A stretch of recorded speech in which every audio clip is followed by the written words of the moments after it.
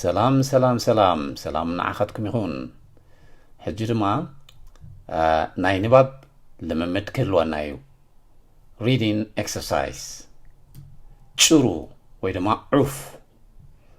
bird ጭሩ ፍረታትን ኣእኻልን ሳዕሪ ማዕርን ሓሰኹን እትምገብ ፍጥረት እያ ኣብ ዓለም ብዙሓት ዓይነታት ጨራሩ ኣለዋ መብዛሕትአን ዝነፍራ እያተን ጨራሩ መጥበውቲ ኣይኮናን እንቋቁሖ እየን ዝወልዳ እንቋቁሖ ጫጭሕን ድማ ጨቃዊት የፍርያ ጨራሩ ምስ ካልኦት እንስሳታት ብምውድዳር ድቕቕ ዝበላ ፍጥረታት እያተን ጭሩ ሰፈራ ኣብ በዓትታትን ኣብ ኣግራብን እያ ተሃንጾ ጭቃ ስለ ዘይትፈቱ ድማ ዝበዝሕ እዋን ቤታ ካብ ሳዕሪ ሃኒፃ ኣብ ገረብያ ተንጠልጥሎ ንወዲ ሰብ ብጭሩ ክንገልጾ እንከሎና ከዓ ኣካላቱ ድቕቕ ዝበለ ንምባል እዩ ዘስምዕ እሱ ብዙሕ መግቢ ስለ ዘይበልዕ ጭሩ ኮይኑ ተሪፉ ኣዝዩ ዓቢሩ ወይ ኣይጎበዘን ንምባል የስምዕ ሕጂ ቁርብ ቅልጥፍ ኢለ ድማ ከንብበ ነናቱ ጠቕሚ ኣለዎ ቀሲልካ ምንባብ ንቐልጢፍካ ድማ መንባብ ጭሩ ፍረታትን ኣእኻልን ሳዕረ ማዕርን ሓሳኹን እትምገብ ፍጥረት እያ ኣብ ዓለም ብዙሓት ዓይነታት ጨራሩ ኣለዋ መብዛሕትአን ዝነፍራ እያተን ጨራሩ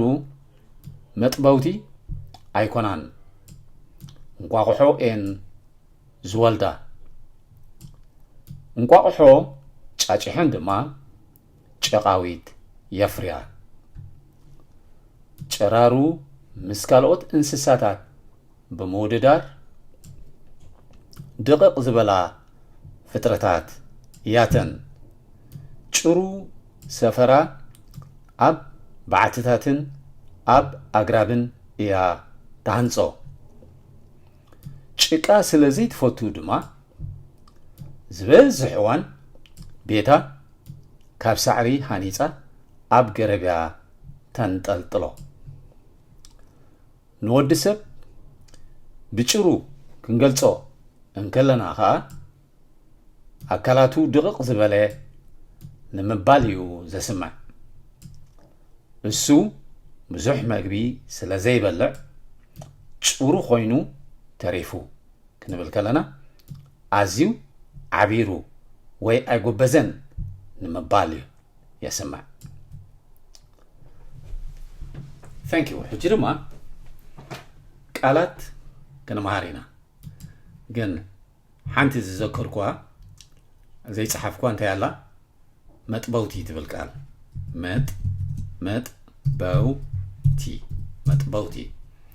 መጥበውቲ means mammals so let me write it down mammals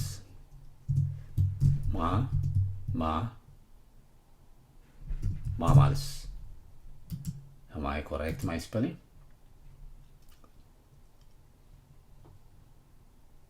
okay እዚኣ ካልኣይቲ ኤም ኣላታ mammals yes mammals bluish color ክገብረ okay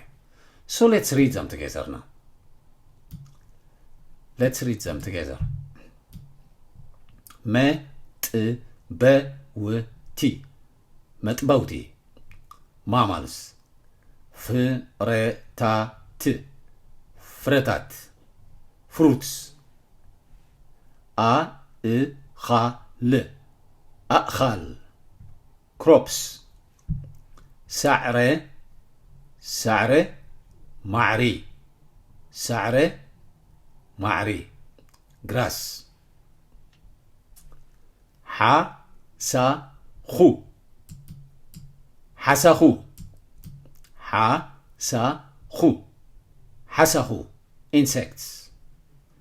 ፍጥረት ፍጥረት creature ጭሩ ጭሩ bird ጨራሩ ጨራሩ birds ዝነፍራ ዝነፍራ those can fly ምጭጫሕ ምጭጫሕ means to hatch በዓቲ is በዓቲ means cave በዓትታት means caves በዓትታት በዓትታት ጭቃ ጭቃ is mud ገረብ ገረብ means tree or plant agrab is plural form of ገረብ agrab trees or plants ምንጥልጣል ምንጥልጣል ምንጥልጣል ምንጥልጣል ምንጥልጣል means to hang ምንጥልጣል to hang ደቂቅ ደቂቅ ደቂቅ ደቂቅ tiny ዓቢሩ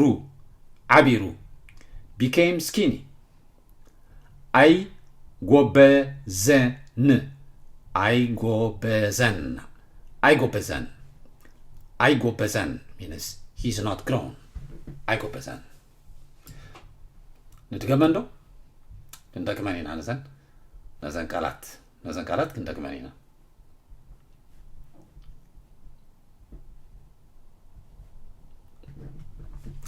መጥበውቲ መጥበውቲ ማማልስ መጥበውቲ ማማልስ ፍረታት ፍረታት fruits ኣኻል ኣኻል ኣኻል means crops ሳዕረ ሳዕረ ማዕሪ or ሳዕሪ ማዕሪ ሳዕሪ ሳዕረ ማዕሪ let me put actually this one ሳዕሪ ማዕሪ ክንገብሮ ከለና ዝያዳ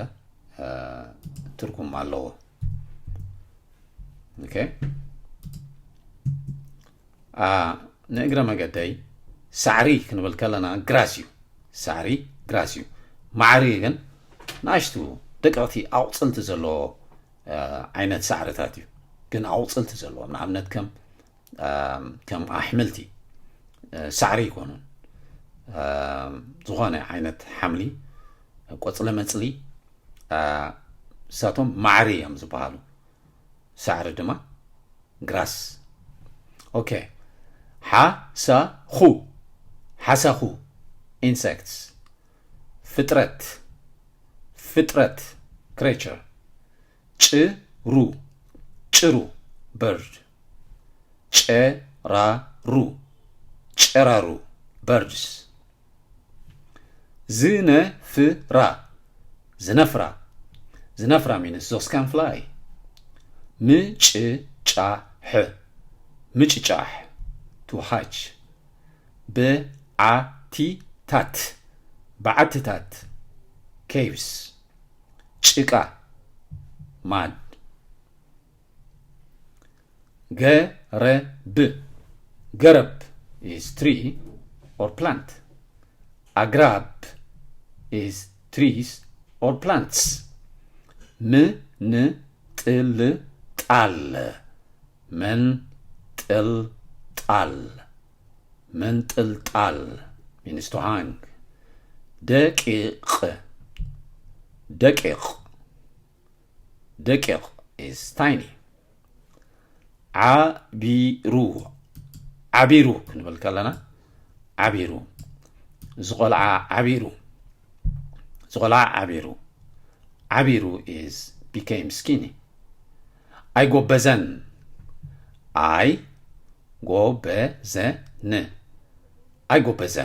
is he's not grown. I go bezen.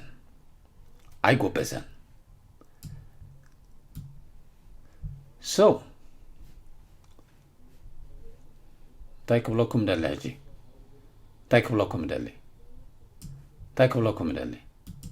سسنايو تتعومو تصبقو ششكرو ممعارو كلو نعهاتكم. See you in the next video.